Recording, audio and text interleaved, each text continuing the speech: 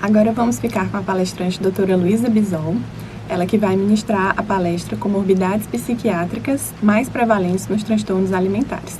Doutora Luísa é médica graduada pela Pontifícia Universidade Católica do Rio Grande do Sul, tem residência médica em psiquiatria pelo Hospital São Lucas, da PUC, do Rio Grande do Sul, especialização R3 em psicoterapia pelo Hospital de Clínicas de Porto Alegre, tem doutorado em Ciências Biológicas, Bioquímica, pelo Departamento de Bioquímica da Universidade Federal do Rio Grande do Sul, e ela é professora adjunta de Psiquiatria da Universidade Federal do Ceará. Olá, meu nome é Luísa Bisol, eu sou médica, psiquiatra, professora da UFC e fui convidada pelo Cetratas para participar deste 8º curso do Cetrata e conversar um pouco sobre a questão das comorbidades nos transtornos alimentares. Então, eu vou só compartilhar minha apresentação e colocar em modo tela cheia. Pronto. Bom, então nós vamos falar sobre isso hoje. Eu agradeço o convite dos extensionistas do Cetrata para de novo estar aqui com vocês hoje. Essa é só a minha declaração de conflito de interesse, que eu não tenho nenhum conflito de interesse com o conteúdo que vai ser apresentado aqui. E sempre pensar que quando a gente vai estar falando de transtornos alimentares, nós vamos pensar nessas perguntinhas, né? Quem, o que, quando, onde e porquê, né? Então, só para dar um panorama geral sobre os transtornos alimentares, ele é considerado hoje a terceira condição crônica clínica em adolescentes, vem depois de obesidade e asma, né? Então, a terceira condição mais importante, prevalente. E as prevalências ao longo da vida, né? A prevalência da anorexia nervosa, variando, os estudos apontam entre 1,7% e 3,6% em mulheres. Em homens são bem mais raros os estudos e as prevalências são bem mais baixas, alguns apontam inclusive 0,1%. E o que a gente chama de prevalência a ponto, então, variando entre 0,67 e 1,2 para anorexia nervosa. Quando falamos de bulimia nervosa, a prevalência ao longo da vida é estimada em algo em torno de 2,3%, e quando a gente fala do binge eating disorder, os dados variam entre 0,62% e 3,6%. Então, o que é importante, assim, a gente tem alguns estudos de coorte com segmento bastante longo que acompanharam indivíduos com transtornos alimentares, né, por períodos tão longos quanto 10 a 20 anos. E esses estudos, eles reportam altas taxas de permanência de sintomas alimentares, né. Então, entre pacientes que necessitaram tratamento em ambiente hospitalar, hospitalizados, entre 62% e 70% dos pacientes, eles vão permanecer com sintomas importantes 10 ou 20 anos após essa internação. E nos pacientes ambulatoriais, pelo menos 35% destes pacientes se mantêm com sintomas importantes, não necessariamente ainda com diagnóstico de transtorno alimentar, mas com sintomas de transtornos alimentares importantes e que trazem prejuízo, né? A questão da anorexia como sendo, então, o transtorno, entre todos os transtornos mentais, é o transtorno que tem maior taxa de mortalidade, né? E que está estimada em 5,10 mortes por 1.000 indivíduos afetados, né? E esse dado eu achei bem impactante, né? A União Europeia estima custos anuais com os transtornos alimentares da ordem de 1 trilhão de euros. E aí, assim, essa questão do quão incapacitantes são esses transtornos alimentares, né? E essa é a forma como, né, a Organização Mundial de Saúde sugere que a gente avalie essa incapacitação, né, usando o DAILY, né, que seria cada DAILY é 1 ano de vida saudável perdido, né, e a partir do DAILY a gente pode calcular a carga da doença, que seria a soma dos DAILYs para essa doença específica na população. Então, os DAILYs são calculados com a soma dos anos de vida perdidos por causa da mortalidade prematura e os anos perdidos por incapacitação, por invalidez, né? Então, assim, esse índice, ele incorpora tanto dados de mortalidade como dados de morbidade, né? E a gente aí pode, usando esse índice, nós podemos comparar o peso de várias doenças, né? Desde que aquelas que causam morte prematura, mas pouca deficiência, aquelas que causam deficiência, mas não a morte, né? Então, nesse contexto dos anos vividos com incapacidade, né, a incapacidade refere-se à perda da saúde experimentada por um indivíduo a curto ou longo prazo. Só que ela não inclui déficits em outras áreas, como, por exemplo, emprego, quaisquer resultados adversos futuros ou qualquer impacto sobre membros da família ou a comunidade. Essa figura é só para mostrar, então, como, né, o peso, né, do transtorno calculado. Esses são dados de 2017, né, então, em que são apresentados os anos vividos com incapacidade, né, para os transtornos alimentares.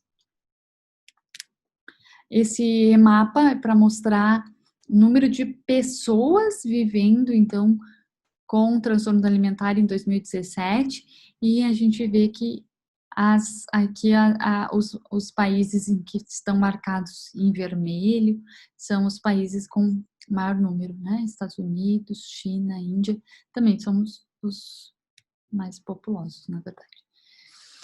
E aqui é mostrando o número de pessoas ao longo do tempo, então desde 1990 até 2017, mostrando que sim, há um incremento do número tanto de mulheres quanto de homens com transtornos alimentares, né? Anorexia, aqui são dados de anorexia e bulimia. A gente vai entender que existem muitos fatores que vão estar associados e contribuem para o desenvolvimento dos transtornos alimentares. Então, a gente vai dividir em diferentes dimensões, né? Uma dimensão biológica, uma dimensão psicológica e uma dimensão social. Em que a gente... as questões biológicas vão incluir alterações genéticas, né? E que conferem suscetibilidade, né? A gente não herda transtorno, a gente herda uma suscetibilidade. Vai incluir também anormalidades assim, em neurotransmissores, em hormônios, como, por exemplo, cortisol e a leptina, né? Esses estudos de família e de gêmeos que mostram uma maior concordância em gêmeos monozigóticos quando comparados com gêmeos dizigóticos. E com relação aos fatores psicológicos, a gente tem alguns traços que são associados a transtornos alimentares, como, por exemplo, perfeccionismo, né, traços obsessivos, rigidez, neuroticismo e harm avoidance, né, que é evitação de danos. Baixa autoestima, questões de autonomia, questões de maturidade e as questões das comorbidades com outros transtornos mentais.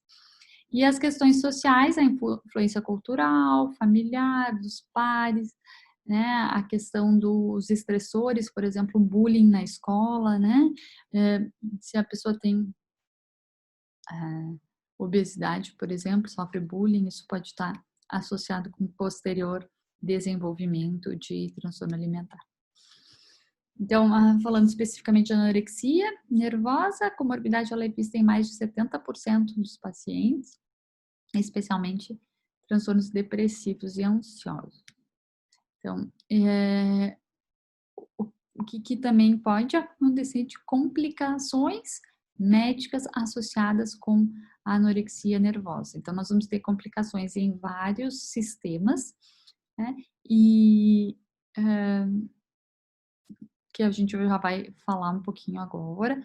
Então, a parte cardíaca, né? A gente pode ter bradicardia, hipotensão ortostática, a gente pode ter arritmias, a gente pode ter um líquido, né, entre a membrana, que chama-se pericárdio, e o músculo cardíaco, tem um espaço, um pequeno espaço, um espaço microscópico, digamos assim, e que em situações normais ele tem muito pouco conteúdo de líquido, né? Então, na anorexia pode haver um aumento, né? Uma grande quantidade de líquido nesse pericárdio.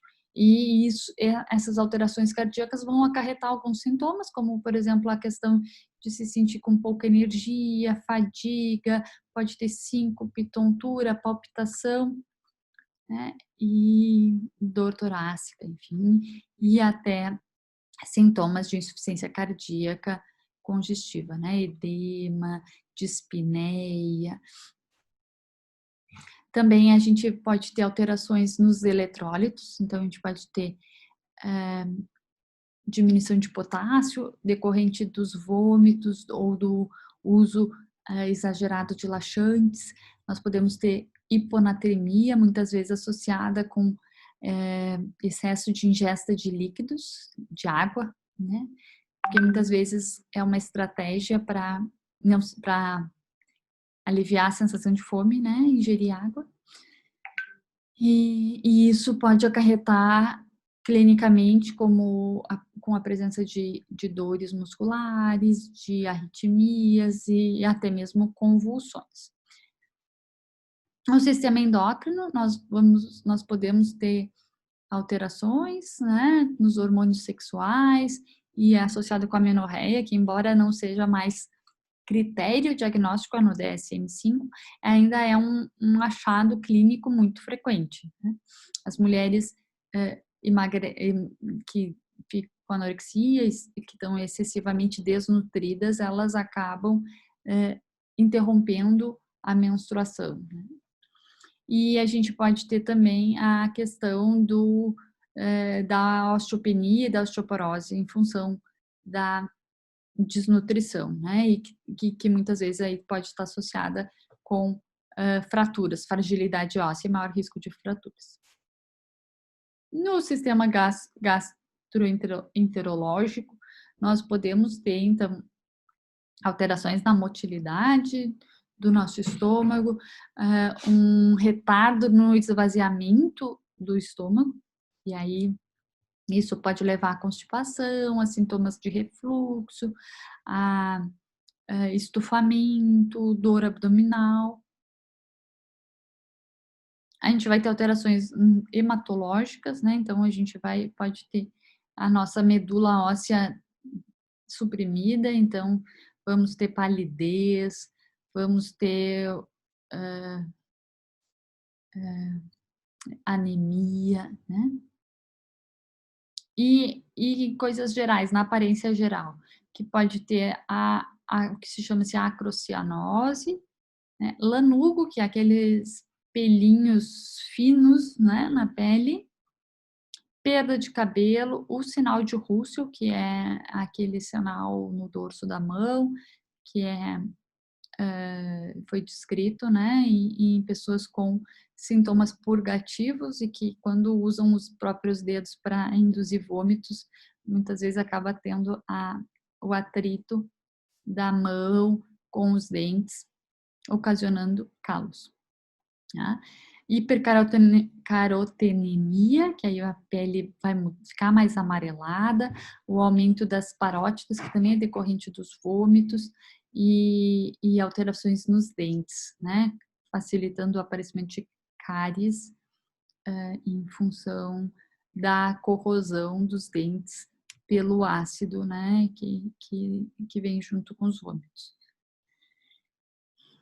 E a questão tem uma síndrome que é da realimentação, que pode estar relacionada, pode acarretar hipofosfatemia, e isso está associado, inclusive, com convulsões, delírio e até mesmo morte. Isso aqui é só para mostrar o que a gente pode encontrar em termos laboratoriais, não faz diagnóstico, mas são achados que estão associados em pacientes e indivíduos com transtorno alimentar, né? Nós vamos ter alterações, então, na bioquímica, né? Que é sódio baixo, potássio baixo, cloro baixo, o gás carbônico elevado, amilase elevada, TGO e TGP tendem a estar elevados e colesterol elevado. E em termos hematológicos, então, a gente pode ter hemoglobina baixa, ou alta, parece contraditório, mas não, né? Porque às vezes, quando as pessoas estão desidratadas, elas podem ter a hemoglobina aparentemente está elevada, né? Pode ter alteração também dos leucócitos, né? Que são as células brancas, e das plaquetas. E em termos de sistema endócrino, nós podemos ter diminuição de vários hormônios. LH, FSH, estradiol, testosterona, T3, que é da tireoide, né? O TSH e prolactina. Tudo tende a estar mais baixo, né? E essa síndrome, então, da realimentação, que vai ter diminuição de fósforo, magnésio e cálcio. Essa é uma figura que eu achei interessante, assim, que ela tenta colocar como se fosse um ciclo vicioso, né, associado à anorexia, em que nós vamos ter alterações, né, o que se postula como estando associadas ao desenvolvimento de anorexia, né, o estresse, alterações de microbiota, alterações genéticas, tudo isso levando ao que a gente chama de neuroinflamação e que está associado com o sistema serotonérgico, que vai estar gerando alterações, né, tanto de humor quanto comportamentais, levando a dietas pobres em triptofano. Isso reduz aí. Triptofano é o aminoácido precursor da serotonina, então se a gente tem uma deficiência de triptofano, a gente vai ter uma menor produção endógena de serotonina, né? E isso tudo levando a um grande ciclo vicioso que agrava a desnutrição, né, característica da anorexia nervosa. Passando para a bulimia, a gente também vai ter muitas complicações orgânicas associadas à bulimia, que muitas são associadas aos fenômenos purgativos, né? Então, a gente pode ter alcalose hipoclorêmica, a gente pode ter hipocalemia, que é diminuição de potássio, a gente pode ter hemorragia nos olhos, né? Em decorrência do esforço para vomitar. Epistaxe, que também está associada a esse esforço, né? Para induzir o vômito. Perimiólise, mucosite oral, porque a gente tem que pensar que tem ácido numa cavidade que não é acostumada a ter esse ácido, né? A gente tem, o normal é esse ácido estar lá no estômago, e o nosso estômago ele tem um revestimento característico de células que são resistentes a esse ácido. Mas se a gente pensar em termos assim, o esôfago, né, e a cavidade oral, eles não têm este mesmo epitélio. Então, eles sofrem danos porque eles não estão preparados para a presença de ácido nesses locais, né? Então, mucosite, a voz rouca, tosse, isso é tudo associado com a irritação que este ácido provoca nesses órgãos. A cialodenose, que é esse aumento da glândula parótida, né? Às vezes podendo ter situações mais dramáticas, como ruptura do esôfago, né? Que é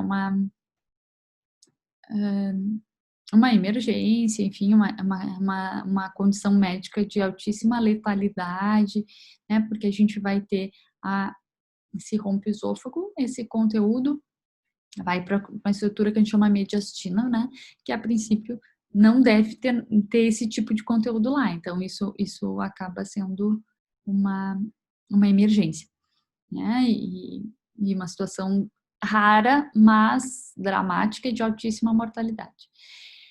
E, por outro lado, se a purgação é através de, por exemplo, o abuso de laxativos, a gente pode ter alterações no intestinais, né?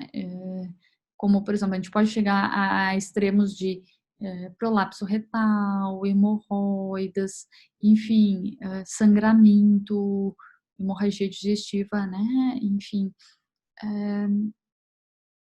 que são decorrentes e às vezes sintomas que a pessoa acaba que usa cronicamente laxativos, ela acaba fazendo uma síndrome de desmotilidade do intestino em que ela não consegue, depois não vai conseguir evacuar sem um laxante, né? Fica o cólon fica pouco com a mobilidade muito reduzida. E também pode haver complicações cardíacas, convulsões e até mesmo morte. Então, a gente pode ter, quando a gente fala desses desequilíbrios hidroeletrolíticos, né, a gente pode ter o que nós chamamos de alcalose hipoclorêmica, que é decorrente dessa perda no ácido clorídrico, que é o ácido esse que a gente estava conversando, que está presente no estômago e é responsável pela digestão dos alimentos, né? Então, quando a gente vomita, de certa forma, a gente está botando para fora uma quantidade de ácido que seria... nós temos um pH no nosso corpo, vamos dizer assim, o nosso corpo tem um pH, né, e que é mais ou menos, tem o pH que seria normal, né? Em situações em que esse pH cai, a gente chama de alcalose, e em situações que o pH sobe, nós chamamos de acidose. Então, quando nós temos a questão da perda de ácido, a gente vai ter um equilíbrio, vamos pensar um pouquinho nos conceitos lá da química do ensino médio, né? A alcalose é excesso de bases e acidose é o excesso de ácidos, né? Então, equilíbrio ácido-base. Ácido-base. E aí, então, nessas situações de vômitos, a gente pode ter a alcalose hipoclorêmica, associada à questão da alteração de potássio, que é muito importante essa questão do potássio, porque a gente fala tanto que as alterações de potássio, elas estão associadas com maior risco de arritmia, e são arritmias de difícil reversão. Então, por isso que também muito da mortalidade, essa mortalidade maior que tem nos transtornos alimentares, especialmente na anorexia, tem a ver com o suicídio, que é algo importante nos pacientes com transtornos alimentares, mas também com essas inúmeras complicações orgânicas decorrentes das alterações, né, nutricionais, enfim, de tudo que é depletado do nosso corpo em função dos transtornos alimentares.